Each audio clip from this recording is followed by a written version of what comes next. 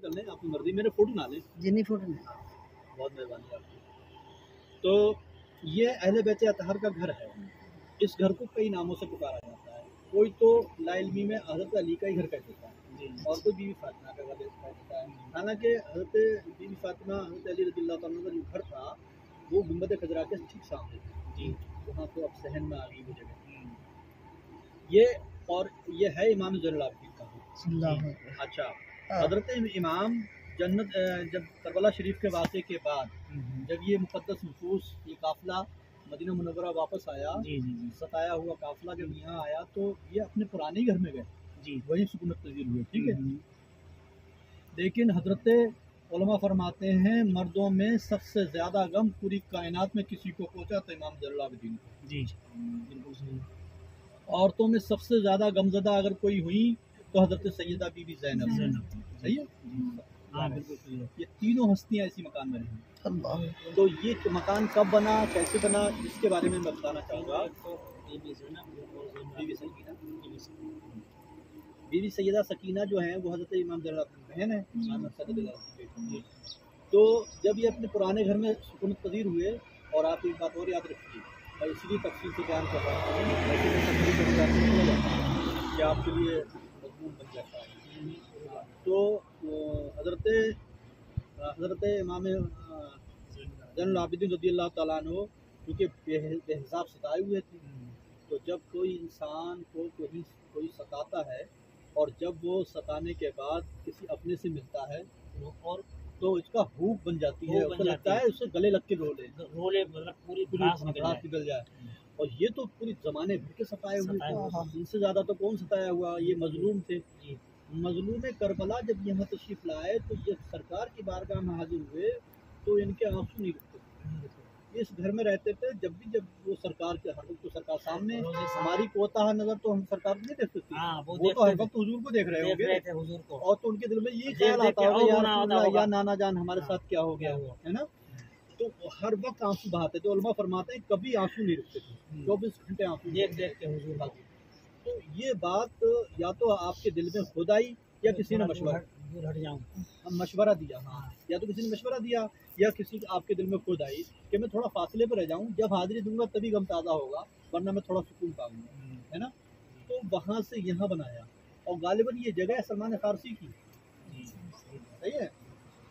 तो करीब 1-1.5 किलोमीटर है हरम शरीफ से ये। तो यहाँ हज़रत ने सुकून इख्तियार किया, सुकूनत इख्तियार की और उनके तमाम कुछ हुए नहीं। तो ये तो मैंने तफसील समझा दी आपको आपके रहने की। ये घर हज़रत सैयदना इमाम ज़ैनुल आबिदीन ने ही बनाया। अब इसको अलग अलग नामों से पुकारते हैं, कोई सैयदा बीबी ज़ैनब का घर कहता है, कोई बीबी सकीना का घर कहता है, कोई इमाम ज़ैनुल आबिदीन घर कहता है। और मैं जब से आया हूँ तो अचानक अल्लाह ने मेरे जहन पे एक बात दे दी, मैं इसको अहले बैत अतहर का घर कहता हूँ।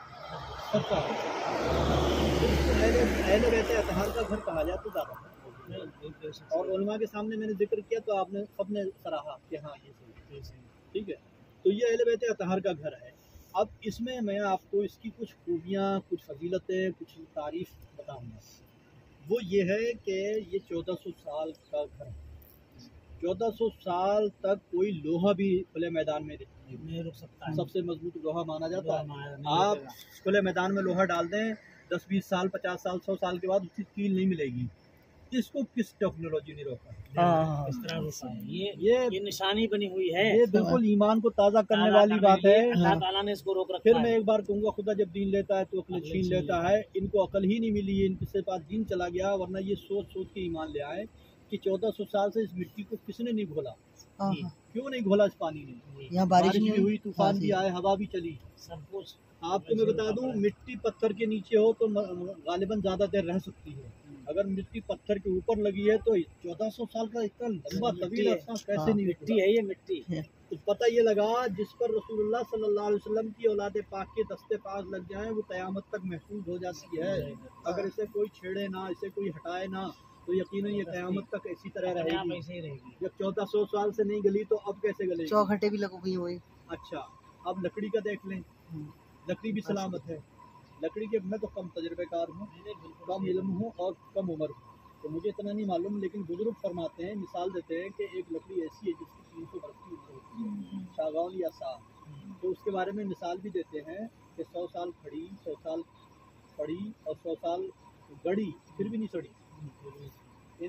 साल का ज़माना है। 100 साल तो वो अपनी हालत में खड़ी रहती है पेड़ की शक्ल में, फिर उसको काट के डाल दो तो ज़मीन पर पड़ी रहती है 100 साल, फिर और उसको ज़मीन में गाड़ दो तो 100 साल सलामत रहती है।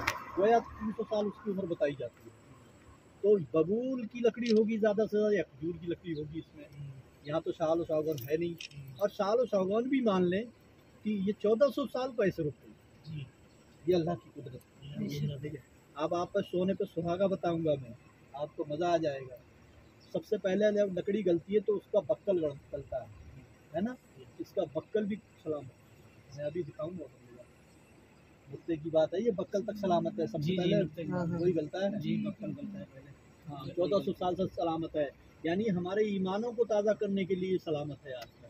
ये हमारे लिए काफ़ी दलील है, बड़ी दलील है भाई, बड़ी मजबूत दलील है। अच्छा, पुराने जब घर हो जाते हैं हजरत, पुराने घर अभी मैं सरसरी तौर पर देख चला जाता है, हजरत इमाम ज़ैनुल आबिदीन का घर है, तो आप क्या समझते हैं? कुछ नहीं समझते, और इसकी कदर भी नहीं महसूस होती। अब आप इसकी कदर नहीं करते। अब देखें, पुराने घर देखे होंगे आपने भी, मैंने भी देखे हैं, जब पुरानी ईंटें हो जाती हैं घिस के निकलने लगती हैं, कई तो टुकड़े होकर के निकल जाते हैं, वहाँ होल हो जाते हैं, सुराख हो जाते हैं। नहीं, इस पत्थर को देखें कौन से फेविकोल ने रोका हुआ है कि इसके टुकड़े भी हो गए लेकिन उसी में दबे हुए हैं, हवा के झोंके भी नहीं निकाल सके, पानी की तेजी भी नहीं निकाल सके। देखें पच्चरे हो गई हैं पत्थरों की, वही है जो ये चीज़ें हैं, ये मैंने बताना थी। ये पहले करता है 1400 साल से कायम है।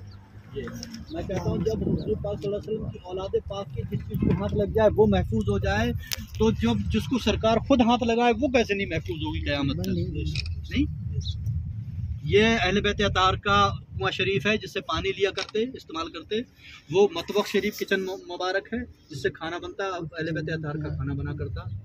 ये सब चीज़ें तफसील से देख लें, फोटो ले लें।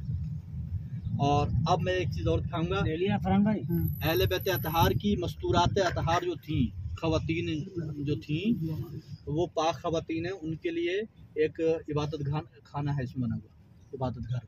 आपको याद होगा, आपको मालूम होगा कि हुक्म भी है शरीयत का कि घरों को वीरान ना करो, मस्जिद बना उसमें नमाज़ें पढ़ो, और ये भी हुक्म है कि एक जगह कायम कर लो जहाँ पे सब लोग नमाज़ पढ़ा करें। लेकिन हमारे ऐसा नहीं करते हैं, सब में जहाँ मुसल्ला बिछाया पढ़ दिया, वो नमाज की एक जगह बना लिया करते थे।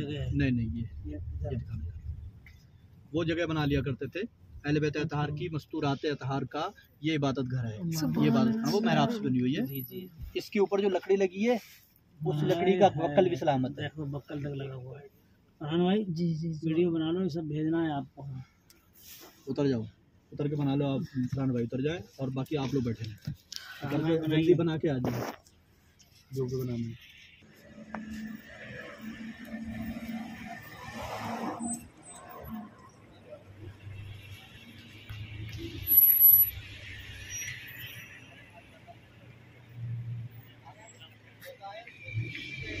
अल्लाहुम्मा सल्ली अला मुहम्मद व अला आलि मुहम्मद।